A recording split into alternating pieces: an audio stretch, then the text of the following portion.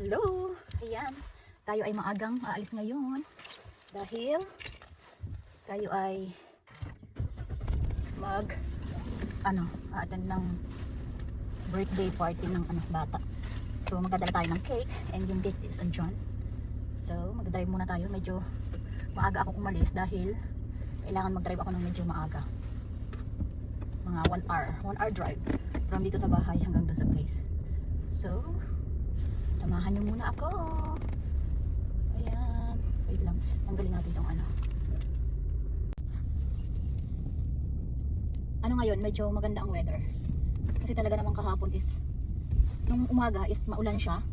Tapos nung patanghali na, medyo na siya. Umulan. So ngayon, ayon sa weather forecast is, mainit. Titingnan natin. Kasi ang weather dito kasi iba-iba. Mamaya mainit, mamaya uulan. Ayun, sana yung ating cake is hindi siya mabual dahil medyo mataas. So siya, 2 tier. So sana hindi siya magalaw. Kasi kapag nagda-drive, lalo na kapag medyo maalog, is yung cake is na naaalog-alog. Ito yung weather ngayon, ang ganda. Sana tuloy-tuloy na yung weather na ganyan. Ayun lang. Drive muna tayo. Bali mga 1 hour drive from dito sa aming bahay. Pag mabilis na drive is mga lang siya, mga 40 minutes o 45, ganyan. Kasi itong bahay namin nasa end ng peninsula. Maganda kasi yung dito sa amin, yung view, sea view. Gusto ng partner ko sea view. So yung binabayaran dito is sea view. Ganun kasi sila dito, mahilig sila sa sea view. And usually mga nakatira dito mga retired people. Karamihan, pero hindi naman lahat. Ayan. Tingnan natin ang mga decoration. Orange. Ayan, wait lang.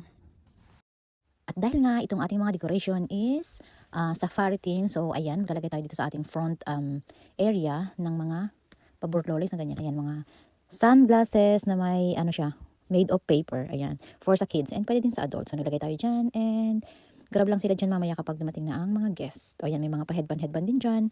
And then dito naman sa other side is ito yung ating ginawa kahapon na mga balloons. Ayan, simple lang siya pero maganda. And wala pa nga tayo nakalagay dyan ng mga cakes and cupcakes. So mamaya pa natin ilagay dahil masyado ngang maaga ngayon. Kaya sabi ko is mamaya na lang kasi baka mag-melt yung ating mga cupcakes and cakes. At dahil nga ang party or ang start is 12:30 pa ng midday. So this morning is bibinyagan pa yung baby. So pupunta tayo doon. And then after is dito tayo mamaya mag-celebrate ng kanyang party. Kanyang special car. O diba? High-tech. Wow! Ayan. Galing sa kanyang ninang.